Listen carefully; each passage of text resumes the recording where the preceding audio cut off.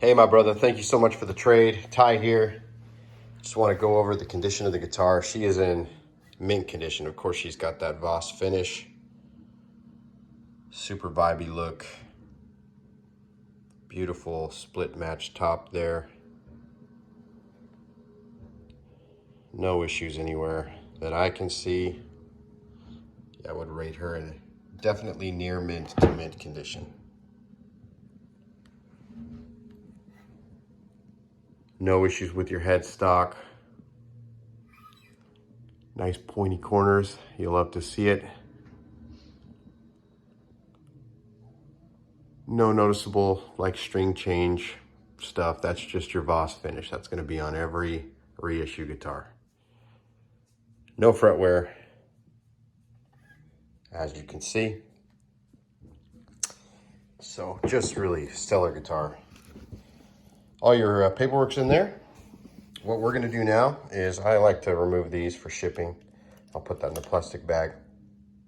And then we'll separate the strings from the frets and loosen the frets. And my boy Tino's going to take it over from here, and we'll get this on its way. All right, so here is the guitar wrapped up nice. The frets and strings are separated. Headstock is protected.